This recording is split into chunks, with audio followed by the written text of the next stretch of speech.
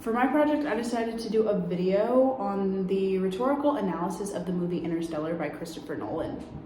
Throughout this video, I will be analyzing a handful of environmental rhetoric appeals, including visual environmental rhetoric, industrial apocalyptic rhetoric, and environmental melodrama rhetoric. I will also be looking at whether the movie and its rhetorical appeals offer positive change to the contemporary narrative of climate change, or if it furthers our negative interpretation of the problem. To get started, I want to provide an overview of the premise of the movie. Alright, so the film follows the main character, Cooper, played by Matthew McConaughey, who is a former pilot for NASA. The film is set in somewhat of an apocalyptic Earth setting where dust and blight have killed the majority of crops on Earth. Due to climate change, NASA collapses in order to focus more money and energy on agriculture and feeding Earth's human population. Thus, Cooper is forced to retire from his job as a pilot and takes up farming.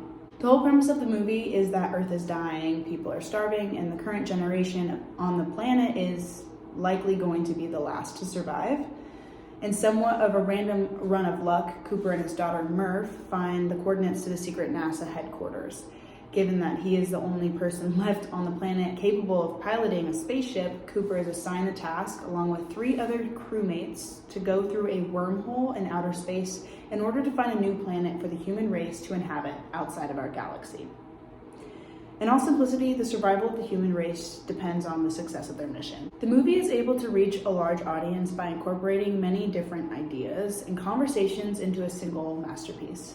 Christopher Nolan, the director of the film, has always had a knack for creating exciting, breathtakingly beautiful cinema, but many argue that Interstellar is his best work. The movie appeals to those who love apocalyptic settings, sci-fi, space travel, quantum physics, as well as mushy-gushy family and friendship tragedies. There is no doubt Nolan succeeded in pulling the heartstrings of the audience. Insert clip of me. I have seen this movie a handful of times and still managed to sob when I watched it back for this project, so it's definitely sad. Now, I could go on talking about the wonders of great cinema, but instead I want to focus on the rhetorical appeals relating to the environment and climate change displayed throughout the movie. At no point in the film is there an explicit statement that climate change is the cause of the Earth's demise, but at times in the movie there are implicit commentary on the state of the environment. And this is shown through quotes of characters and through visual rhetoric as well. So firstly, I want to highlight the use of visual rhetoric in the movie. In class, we discussed the different tensions of visual environmentalism, including beauty and ugliness, magnitude and insignificance, the known and unknown, inhabitation and desolation, and finally, security and risk. After studying the movie and its use of specific visuals, I would beg to say that Nolan manages to fit all 5 of these strategies inside the film. Firstly, Nolan uses beauty and ugliness to juxtapose the beauty of space and the ugliness of the current state of their Earth. In the first scenes of the movie, the visuals show the dirtiness and griminess the characters are subject to living in. Meanwhile, scenes of outer space offer a sense of otherworldly beauty, literally. I would argue that these same beautiful scenes of space offer a sense of magnitude and insignificance, something that for so long has been romanticized in nature by Western environmentalists. I'm mainly referring to the idea of wilderness. What is shown in the clips of space and Interstellar was a common theme in the photography of wild landscapes, attempting to capture the vastness and magnitude of mountains and valleys, as seen in this picture of Yosemite. Additionally, the shots of Cooper and his fellow space crew floating by Saturn, being sucked into the black hole, or falling through the Tesseract offer a sense of curiosity of exploring the unknown. On the other hand, visuals of Earth throughout the movie offer a sense of danger or risk, another one of the 5 tensions, making the audience feel uneasy when viewing scenes of Earth. This is shown in this scene of the dust and also scenes of fire, offering a sense of urgency to run or flee to safety. Many of these Earth visuals are also made to seem desolate and uninhabitable, as though Earth is already abandoned or has been given up on. While watching the movie, I noticed a parallel between scenes of Earth and scenes of other planets visited and scouted for survivability by the space crew. They both offer a similar sense of desolation. The visuals are more plain, less colorful, and overall embody a different, more somber vibe than that of the space shots. It's important to note that this parallel only shows between Earth and other planets that also aren't habitable in the movie. This contributes to the notion that is forced throughout the movie, Earth is no longer habitable and our only option is to leave it. Now, outside of strictly analyzing the use of visuals and scenes to construct a terrifyingly accurate climate change narrative, overall, the movie, through acting, music, quotes, and visuals, is able to evoke strong emotions and thoughts typically associated with abandonment, isolation, death, and honestly just the end of the world. The film and director seem to warn the audience of impending doom, as if the apocalypse has struck, that survival is no longer feasible on planet Earth. Our contemporary lifestyles and quality of life have been thrown out the door and replaced with a world where every day is a fight for food and fresh air. This can be shown throughout the movie, but one specific scene and quote alluding to the idea of the apocalypse happens at the very beginning. The wheat had died. The blight came and we had to burn it.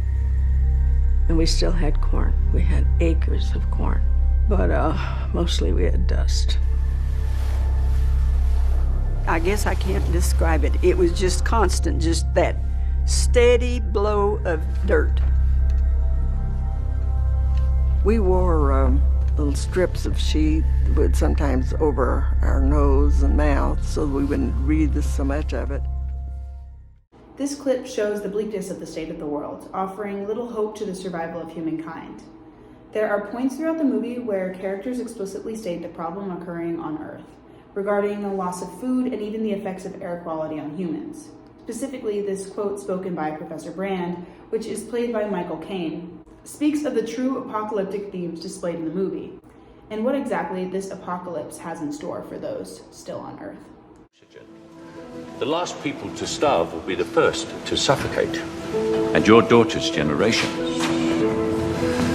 will be the last to survive on Earth. When watching this movie back, the specific quote stuck out to me. It instills a sense of fear of how severe the problem is, and using Cooper's daughter as an example helps the audience better visualize the effects of climate change, and this evokes raw emotion of love, desperation to save those you care about, and the future generations being born to this awful, impossible situation. Apocalyptic rhetoric also elicits a sense of urgency for change, in this case, leaving the Earth to flee to safety somewhere else. Now, this is a very fictional solution, and generally apocalyptic rhetoric is used as a scare tactic to get others to contribute to the mitigation and abolishment of climate-harming practices, or just move toward a solution in general.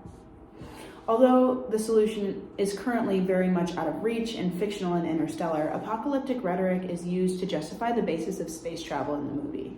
One final type of environmental rhetoric in the movie is melodrama. In many ways, the use of melodrama contradicts the movie's main point of abandoning Earth to find a new one to allow the human race to survive. Melodrama follows 5 key strategies, many of which can be identified in Interstellar. The first being, situate conflict on a social and political plane, clarifying issues of power that are obscured by privatizing rhetoric. This is shown through the threat of abandoning those left on Earth altogether and recolonizing the new planet with pre-fertilized eggs. For more background, the movie offers 2 separate plans for leaving Earth. Plan A being finding a new planet and getting all those still stuck on Earth there safely. And Plan B being finding a new planet and abandon all hope of ever saving those left on Earth by recolonizing a new planet with eggs that have already been fertilized. The contrast between plans A and B situate a conflict on more than just a science fiction plane, but instead bring in political, social, and moral topics that feel more real world and almost pit the viewer against the idea of leaving Earth and starting a new civilization. In the film, Professor Brand, head of NASA and the entire space operation, admits to having lied about knowing a way to get everyone still stuck on Earth to safety. This is an example of another melodramatic strategy, remoralizing situations that have been demoralized by inaccuracy, displaying concerns that have been obscured by the reassuring rhetoric of technical reason. Brand holds much of his knowledge in this movie above many of the other characters' heads, leading them into the project blind, meaning there is a lack of transparency and morals coming from the place of power, exposing a false promise to those who have already been taken advantage of. By keeping this knowledge locked away, Brand also invokes a third melodramatic strategy, encouraging a unity of feeling, offering a basis for identification that had been obscured by emotionally dissipating and dispassionate rhetorics. With the division of knowledge also comes the division of power, almost painting Bran as the villain, while everyone else can relate to the fact that they have been lied to, offering a sense of unity. The use of these strategies evoke emotion, mainly through frustration and anger, as well as offer a stark contrast between the elite and the ordinary, the knowledgeable and the unknowing, the powerful and the powerless.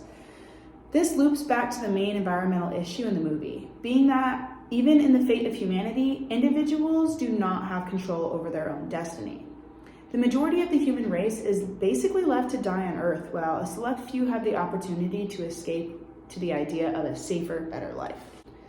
Now, I truly do love this movie. The visuals are stunning, the soundtrack is unmatched, and the storyline regarding Cooper and his daughter being ripped apart and coming back together just for her to be 50 years older than her own father is gut-wrenching. But I do have one critique, and in terms of this analysis, it's a big one. I feel that the premise of the story, abandoning Earth and the people on it to start a new civilization in a whole new galaxy, does terrible things to our current climate change narrative.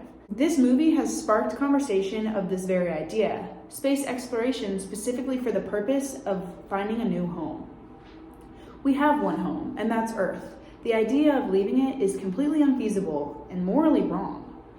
I truly think that introducing these ideas in films to a large audience can do no good for our discussions about combating climate change. The movie does a good job at creating a conversation about this concept, not necessarily picking one side of the argument and sticking to it, but still, it ends with leaving Earth and many of the people on it. Because of this theme of leaving Earth, I feel like the movie is inherently very colonialist and anthropocentric. Often characters say things like, "We're not meant to save the world, we're meant to leave it," or referring to the Earth as ours, as if humans are the only life worth noting on the planet. I almost feel at times as though the movie can be viewed as anti-climate change rhetoric.